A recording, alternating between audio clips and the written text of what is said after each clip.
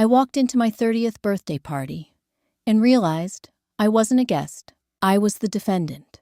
75 people stood in that room. My family, my blood, or at least that's what I believed. Not a single one of them smiled. My father didn't hug me. He didn't say happy birthday.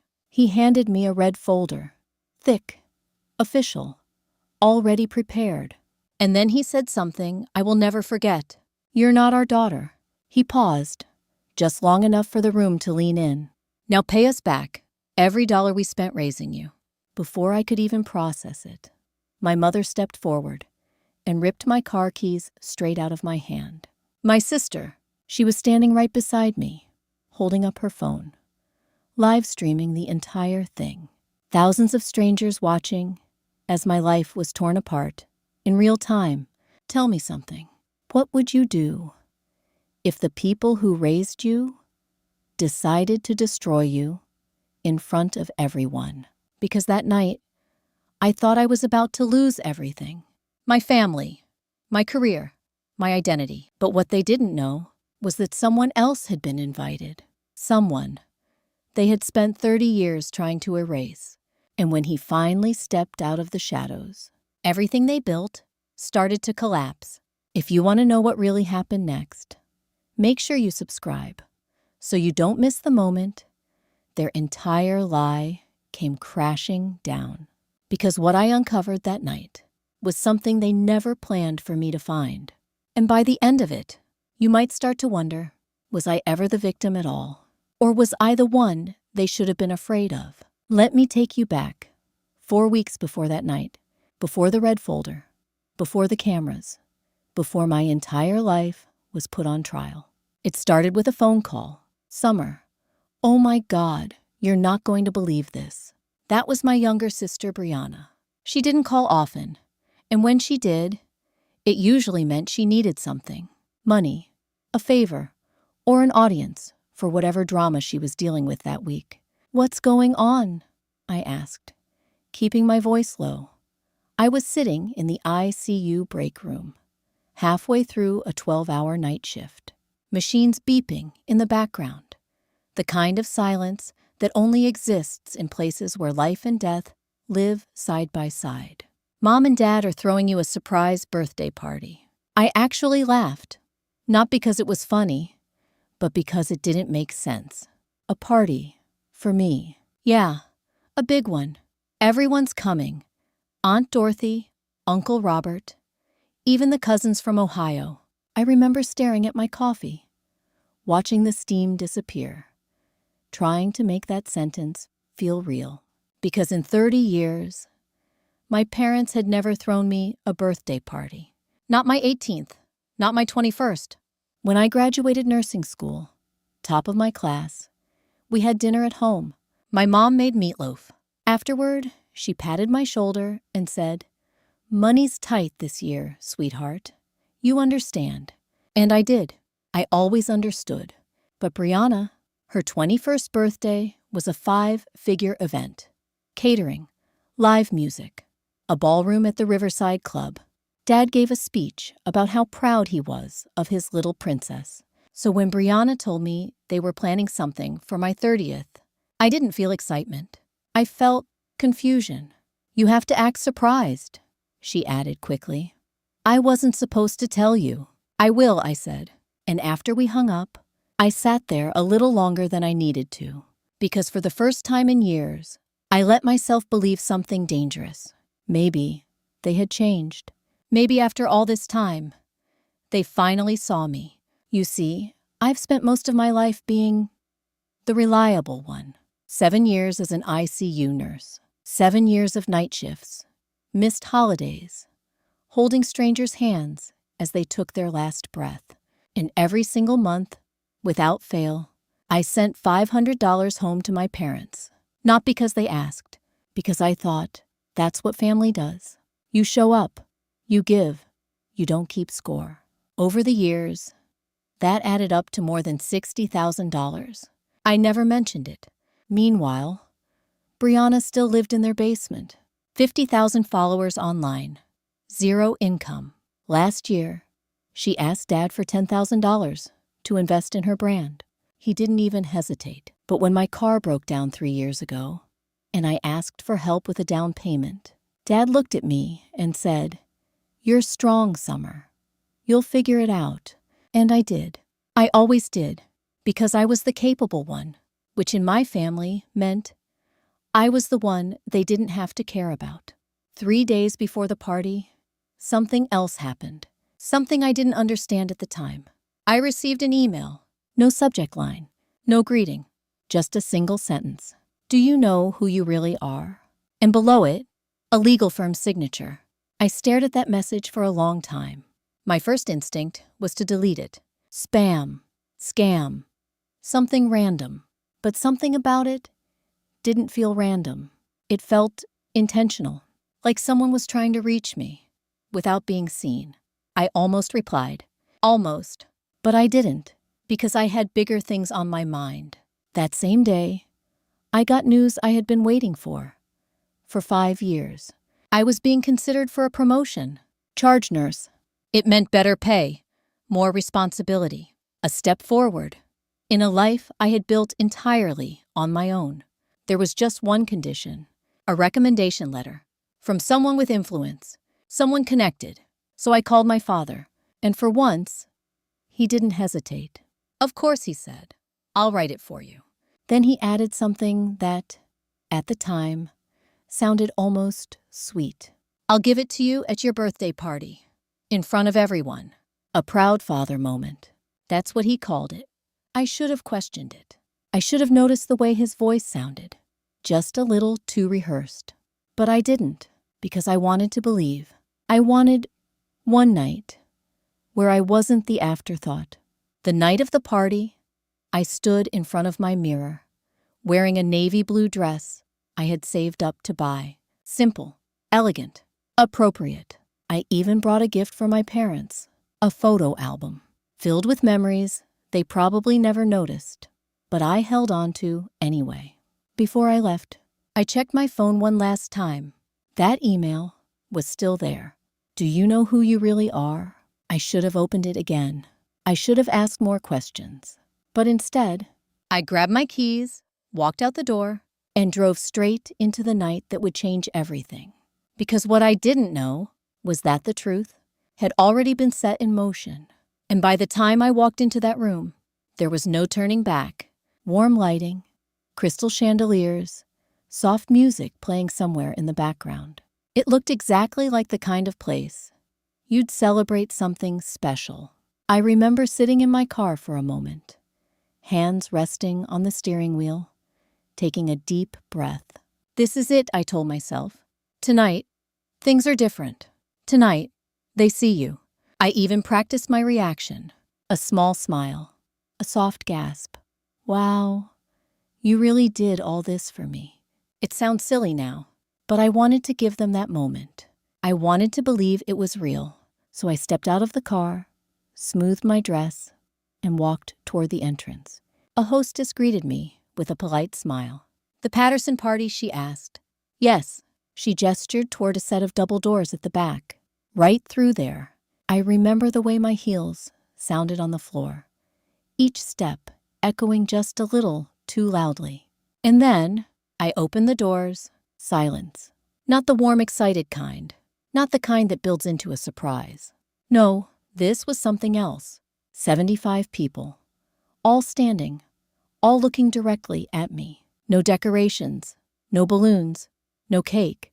Just rows of chairs, arranged like an audience. And at the front of the room, a long table, my parents stood behind it. Not smiling. Not welcoming. Waiting. Something inside me dropped. "Summer," my father said. His voice echoed slightly through the room. Cold. Controlled. "Come in. Sit down. Not happy birthday. Not we're proud of you. Just instructions." I felt my body move before my mind could catch up. Step by step. Walking forward.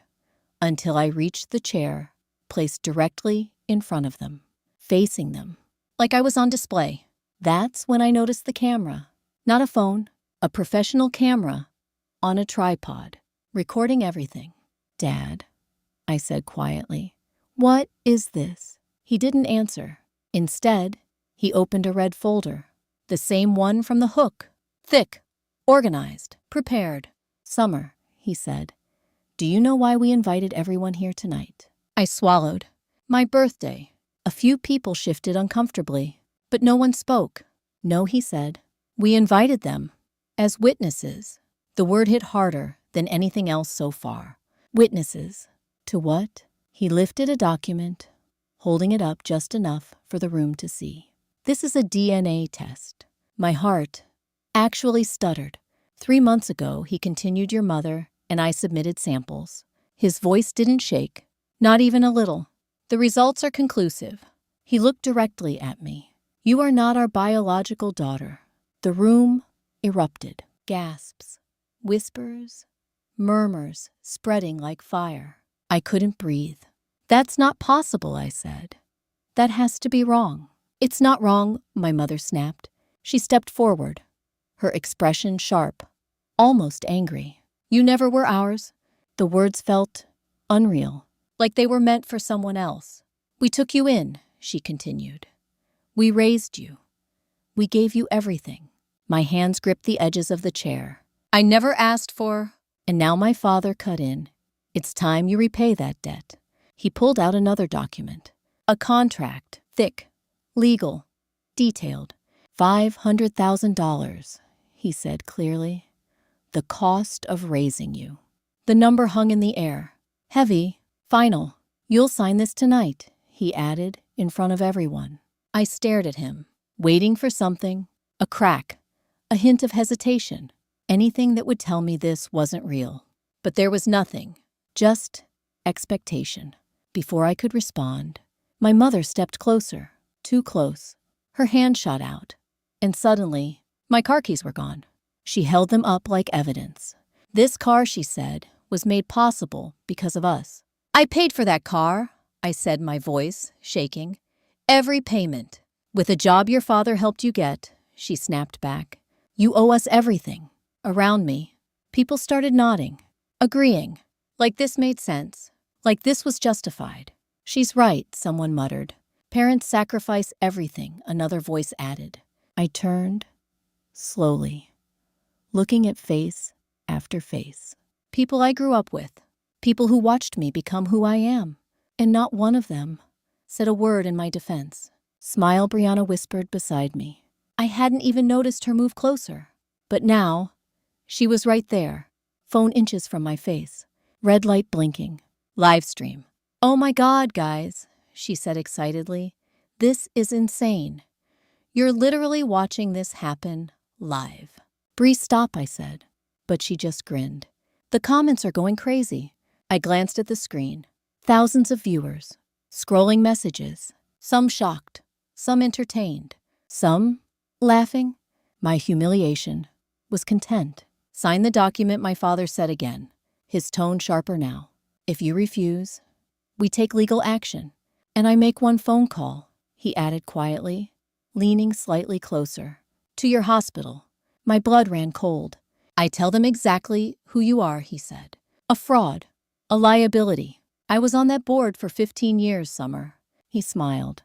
Who do you think they'll believe? The threat landed. Hard. My career, my future, everything I had worked for, balanced on that moment. I looked down at the contract, my hands trembling slightly. $500,000, 10 years of payments, my life, signed away. And that's when I noticed something. In the far corner of the room, near the exit, a man, standing completely still, watching, not smiling, not judging, just watching me. And somehow, in the middle of all that chaos, he was the only person in that room who didn't look like he wanted something from me. He looked like he already knew something I didn't. And for the first time that night, I realized something else. This wasn't just a setup. This was a deadline. They didn't just want me to sign. They needed me to sign before something else happened, before someone else spoke. And suddenly, the room didn't feel like a courtroom anymore. It felt like a trap. And I was finally starting to see it. I've spent years in rooms where people panic. ICU rooms, families crying, monitors screaming. And in those moments, If you lose control, everything falls apart. So you learn how to slow down, how to breathe, how to think when everything around you is chaos. That night, in that room, I stopped being the scared little girl they expected me to be. And I started thinking. "Dad," I said quietly. My voice didn't shake anymore. "I have a question." He frowned. This wasn't going the way he planned. What he snapped. "You said I'm not your biological daughter." I leaned forward slightly. "You said you have DNA proof." He nodded once, impatient. "Yes, and so tell me this." I paused, just long enough for the room to settle. "Whose DNA did you compare mine to?" Silence. Not confusion. Not noise. Just silence. Because people were listening now. Really listening. "They're dead," my mother cut in quickly. "My biological parents." "That's what you said, right?" "Yes," my father said. "Car accident. Years ago." I nodded slowly. "Okay." Then I tilted my head. "Then how did you get their DNA?" A ripple moved through the crowd. Small at first, then growing. Because now, it didn't make sense. "You can't just test my blood," I continued, calmly. "That's not how DNA works. You need a comparison sample." I let that sit for a moment. So again, I looked directly at him. "Whose DNA did you use?" My father opened his mouth, closed it, looked at my mother. For the first time that night, he didn't have an answer. "That's not your concern," he said finally. But it didn't land the way he wanted it to. Because now, people were watching him. "Not me, actually," I said softly. "I think it is." I stood up, slowly, deliberately. "And I think there's something else you're not telling everyone here tonight." "Sit down," my father snapped. "Number." The word came out calm, clear, final. And that's when I heard it. "Oh my God, wait." Brianna's voice, still filming, still streaming. "I think I know what this is about." I turned toward her. Her face had changed. Not excited anymore. Nervous. "Bree," I said. "What are you talking about?" She hesitated. Just for a second. Then she said the one thing she was never supposed to say. 3 months ago, someone emailed Dad. The room shifted again. What I asked? "A law firm," she continued quickly. "I saw it on his laptop.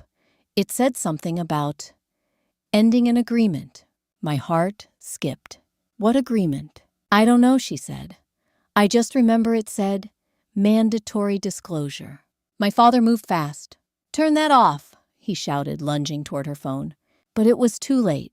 Thousands of people were already watching. And now, so was everyone in that room. "An agreement," I repeated slowly. I turned back to him. "What agreement?" "There is no agreement," my mother snapped. "She doesn't know what she's talking about." But her voice was too sharp, too fast, too defensive, which meant she was lying. "You contacted them," I said. "Not a question. A statement. 3 months ago. Someone forced you to tell the truth." "No one forced anything," my father said. But he didn't sound confident anymore. He sounded afraid. And that's when I felt it. That shift. The one you feel when the power in the room changes. When you're no longer the one being judged. "You didn't plan this party," I said slowly. "You planned a deadline." I took a step forward. "You needed me to sign that contract tonight, before whatever that agreement is expires." More whispers, more tension. Because now, the story was breaking, right in front of them. I turned, very slowly, toward the man in the corner. He hadn't moved much, but now he was closer, close enough that I could see his face clearly. The lines around his eyes, the way his jaw tightened, and something else, something that made my breath catch. He looked like me, not exactly, but enough that it felt like looking into a future version of myself. "You know," I said quietly, "not to my parents, to him. You've been watching this entire time." He didn't deny it. He just nodded, slightly. And there was something in his eyes. Not curiosity, not judgment. Something deeper, something that felt like recognition. "Who are you?" I asked. My father's voice cut through the room instantly. "No one," he said sharply. "Sit down, Summer. We're done with this." "No," I said again. Stronger this time, because now I understood something. They weren't in control anymore. I was, and whatever secret they had been hiding for 30 years was standing right there, breathing, waiting. And all I had to do was let him speak. The room held its breath. No one moved. No one spoke.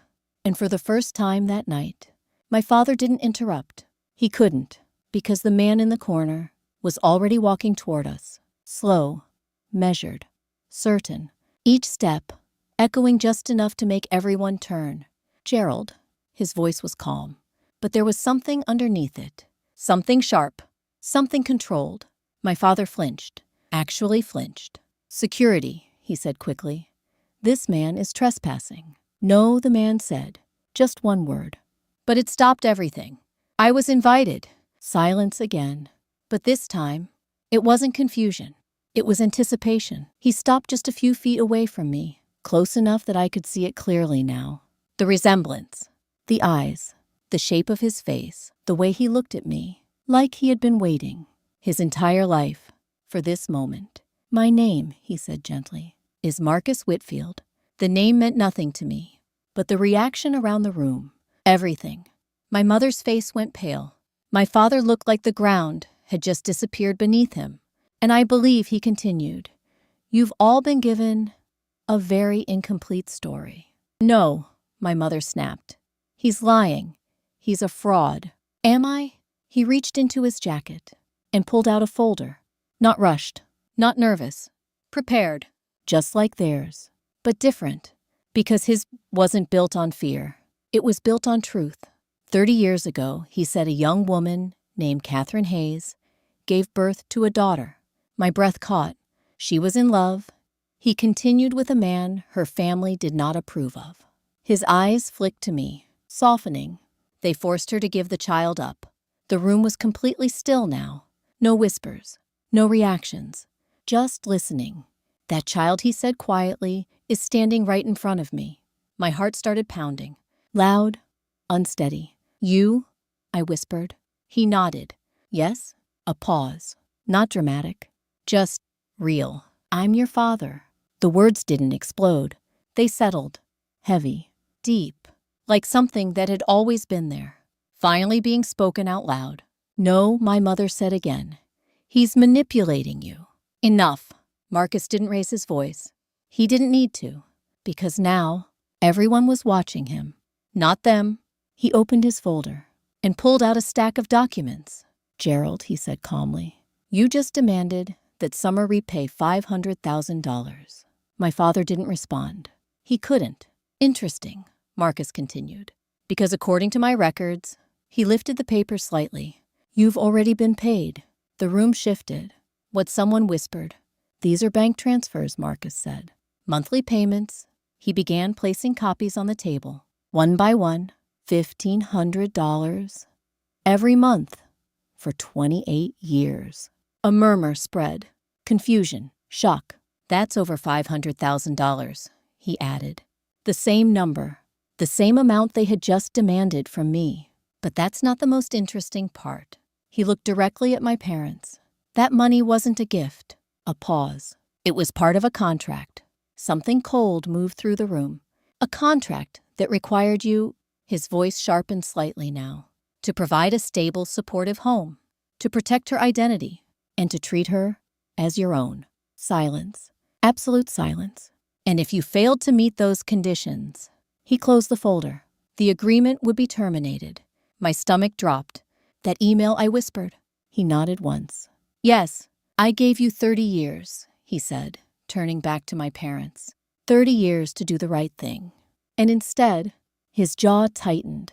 You turned her into a financial liability." My mother's hands were shaking now. "You don't understand." "No," he said quietly. "I understand perfectly." Then he reached into his jacket again. And this time, he pulled out something different. An envelope. Old, worn, carefully preserved. "Your mother," he said softly, looking at me, "asked me to give this to you when the time was right." My fingers trembled as I took it. "She loved you," he added, "more than anything." I opened it slowly. The paper inside was delicate, faded, but the handwriting was steady. "My dearest Summer." My vision blurred almost instantly. I'm so sorry I couldn't stay. Each word felt like it was reaching through time. You were never unwanted. I fought for you. Your father loves you. Tears fell before I could stop them. Quiet at first, then heavier. Because for the first time in my life, that question, the one I never dared to ask out loud, had an answer. I wasn't unwanted. I was taken. I pressed the letter against my chest, breathing uneven, and when I looked up again, the room had changed, completely, because now everyone could see it. The truth, the lies, the betrayal. And my parents, they weren't standing tall anymore. They were shrinking under the weight of something they could no longer control. And just when I thought that was the end of it, Marcus said one more thing. Calm, precise, final. There's also a trust fund. The room froze again. In her name. My heart stopped.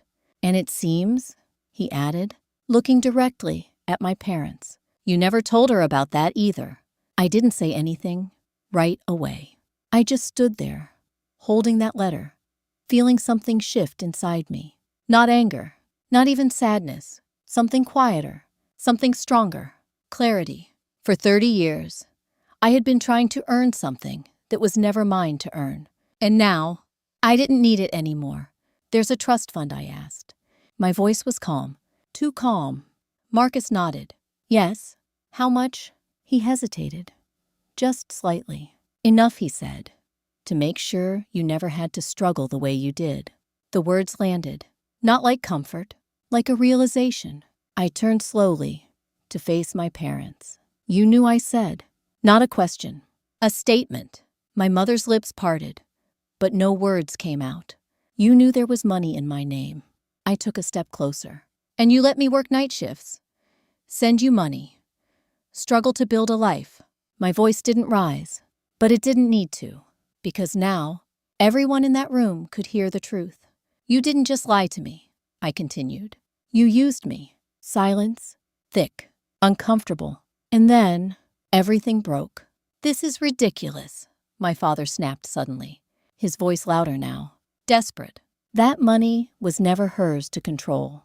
The room turned, not toward me, toward him. That fund was structured.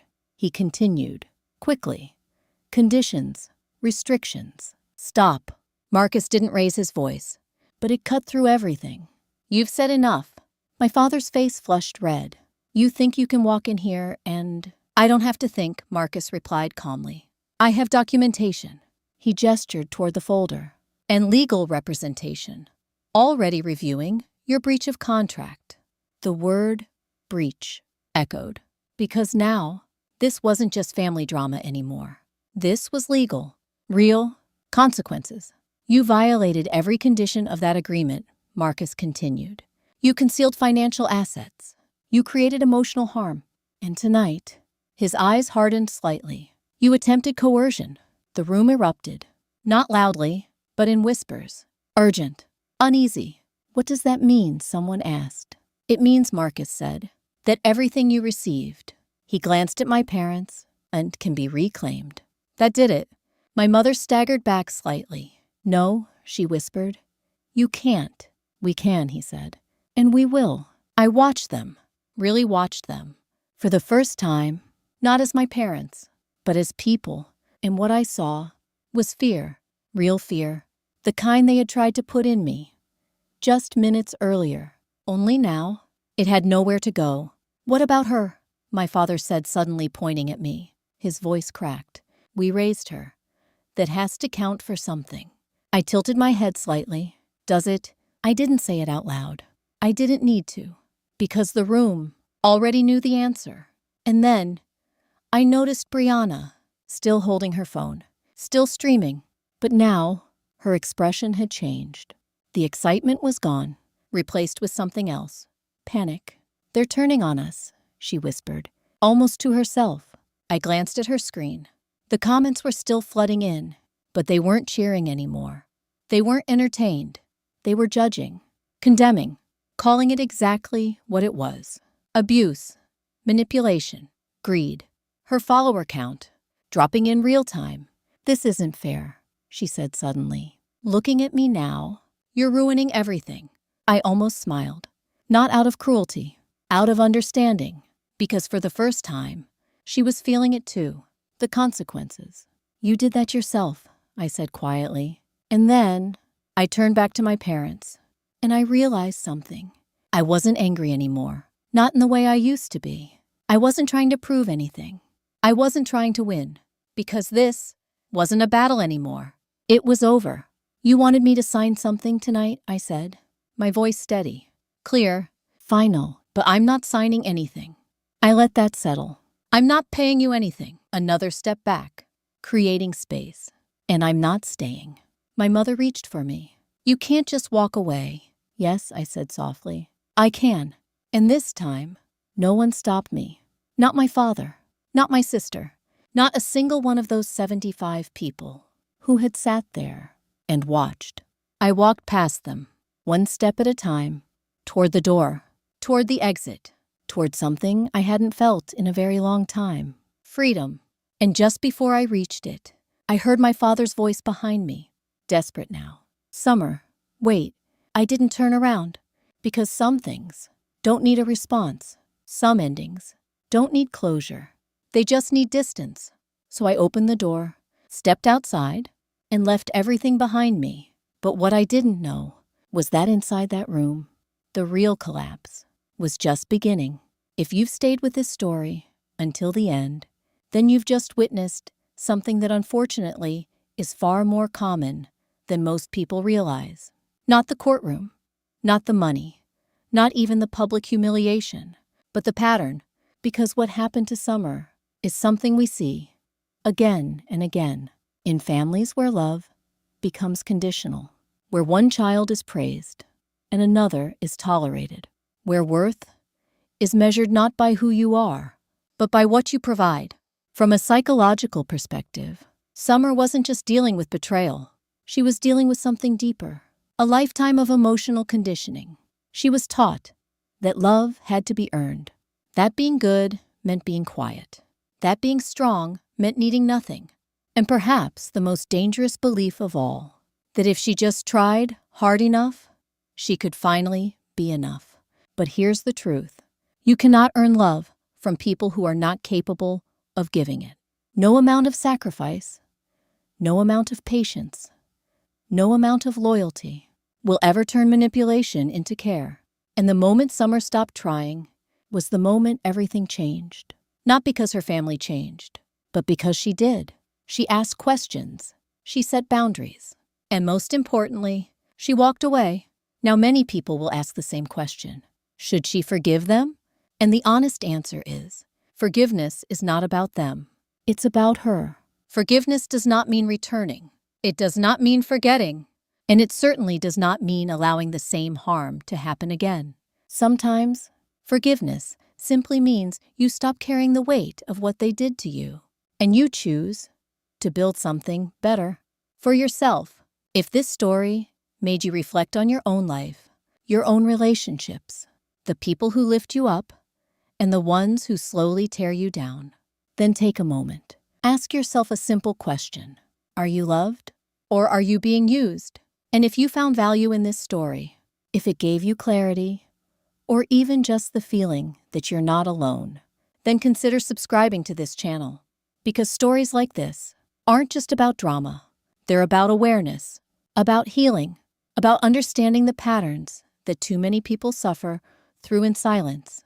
And if this video spoke to you in any way, a simple like helps it reach someone else who might need to hear it today.